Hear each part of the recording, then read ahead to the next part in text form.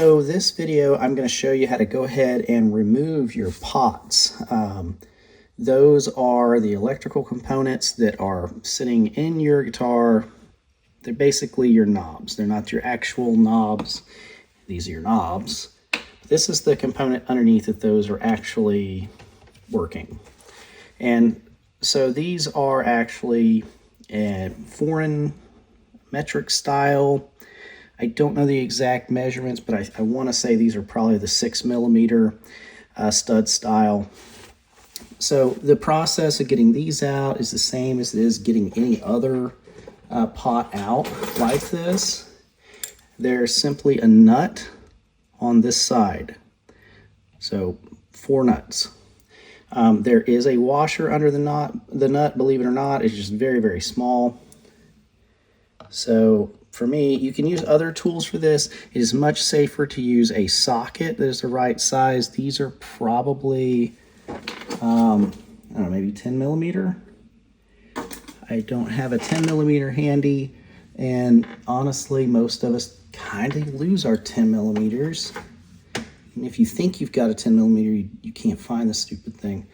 This is a 3/8. Yeah, it's not fitting on there. All right. So I'll use this. There are also the kind of like wedge-shaped tools that have a V that you can use, but if you're careful, an adjustable wrench or a wrench the right size is just fine.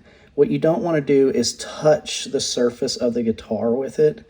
These are not in here tight, so as long as you can kind of touch the nut a little bit and twist, and I err on the side of popping off of it. You know, I'll kind of lift as I go just to ensure that I don't touch the body of the guitar. Now, if you do mess up, if you do scratch the guitar a little bit in this process, keep in mind that the knob size is around 1 inch across, or 1 inch across. So you're gonna hide, or you can hide a lot. And in fact, on guitars where I have to move the location of the knobs, I rely on that fact. I do have 1 or 2 guitars where these are really out of whack. The spacing here is, I believe, pretty accurate. I will measure that before I put the new pots in and make sure I don't need to move. Okay, so I've loosened them all, and just by hand, go ahead and remove the nut.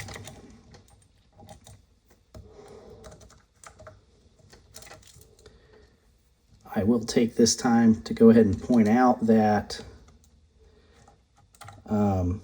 these pots aren't necessarily bad pots. Just a quick trick of the trade here. You can go ahead and poke them in at this point, and that's how you can get that washer off. You don't need to kind of try to grab it and pull it through. All right, so at this point, I'm going to pull this. Actually, I don't even have to do anything. It's already detached the pickups. They just kind of fall right out here. We do have the switch still attached to these. And yeah, we got the ground here as well as this coming from the toggle switch.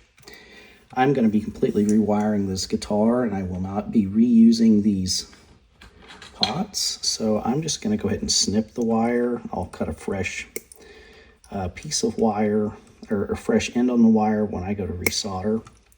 So I don't need to pop out the soldering iron right now. I'm just going to do it like that. Okay, so there you go. Pots are removed. Now, I will go ahead and demonstrate something for everyone that's watching the video, because I do think there is some stigma attached to these pots, and I think that for most folks, they realistically are not bad, and I guess objectively they're not bad.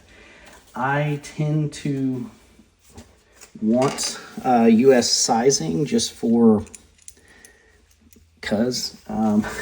for historical purposes. I actually have a business that deals in pots, so it's I have I'll avoid kind of saying the name here. I'm not trying to plug my business. I just point out that I know a little bit what I'm talking about with these. And they are kind of a boutique thing. They cost quite a bit more than your average.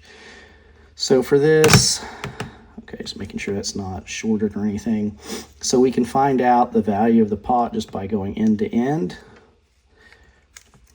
on the lugs. Okay. This measures at 48.5 or 485.4. Maybe I can prop that up. Moving around a little bit like that is normal. So this one, B, indicates that it is a linear taper pot. A indicates audio taper pot. A lot of folks think that every pot in every Les Paul is audio taper. It is not. You know, again, A and B. Now, they have the B, the linear, that's going to be your volume pot. The tone is actually your audio, which is kind of the opposite of what you would think. This is how Gibson does it too. I'm not going to say that all of their guitars are like this. I'm not going to say that a 1959 is like this. I don't have a 1959, but I will tell you right now that many times throughout Gibson's history, they have had an audio pot as the tone and a linear pot as the volume. And they'll even do it as not as 500. I've seen 300s, I've seen 400s. So, just because somebody says that, oh, it's 500 audio across the board, it's not actually going to be accurate in all cases. Okay, so let's go ahead and just check these other pots. This may not give me a totally accurate reading because of the cap being in there, but we're at 507.3. Okay, I think this is the one that I measured a minute ago. I will check it again right now. 520. That's strong reading. Okay. And I'm going to do this one as negative. This one's coming in at 430. Now that is the worst measuring one in terms of spec. Make sure we're not touching anything here. Could possibly be thrown a little bit by connections that are on here, but no, it looks like that is truly 430. That's actually the worst one that I have seen to date on these. This one, 483. Okay. Now, 10% tolerance, which is what basically every manufacturer touts. At a 500K pot, that means 450 to 550. All except for one of these pots was within that tolerance range, and that's the CTS tolerance range. You go further back, you get to back in the 50s, you're dealing with Centralab and others, you had a 20% tolerance. We're certainly within 20%, every single one of these, even the one that was 430.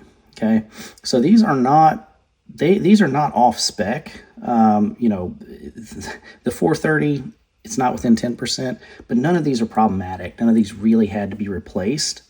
And just for funsies, we'll pick one of these and do a more fulsome test real quick. Make sure we're not jumping across anything. This should work. Usually I do these tests without anything in there. All right, this is the linear taper. I really like. I'd rather do the audio taper. Can I do that in any issues? Yes. Okay, bend that out of the way. All right, so I'm going to start fully off. 0.1 ohms, 0 ohms. This is literally the lowest I have ever seen on a pot. I don't care the manufacturer, CTS, Alpha Born, Centralab, Stackpole, you name it, Mallory, and I'm talking, 70, 80 years of pots that I've tested. None of them have been dead zero. This is literally the best I've seen. So I'm going to start cranking it up. Now it's the worst that I've seen. think I've got a bad connection. Hold on. Here we go.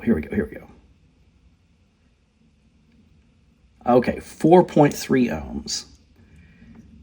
That is incredibly low, okay? Not the lowest I've ever seen. I've seen lower, but it may be. A lot of times you're going to see 180 plus ohms on these, or 200 plus ohms, even totally off like this one is. Now let's creep this up. Now what I'm looking for when I do this test, I'm checking to see if we have any big jumps or dead spots. If it goes to, total resistance, you see this shoot up to a meg or something like that. These little fluctuations are more to do with, small battery voltage differences, temperature, where I'm holding it, contacts, that kind of thing. That's not really anything to read into. If it starts going the opposite direction of where I'm turning, or it's dead, or it shoots up like crazy, that's kind of what matters. I'm just checking to see if within the full range we've got a good pot. It's turning very smoothly.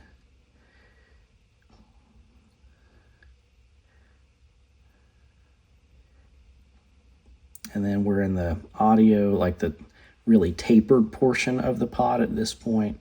So it goes up logarithmically, so exponentially, as you get towards the end. Super smooth pot, and this is the 432, and this goes to show you too the whole point that I've made in the past of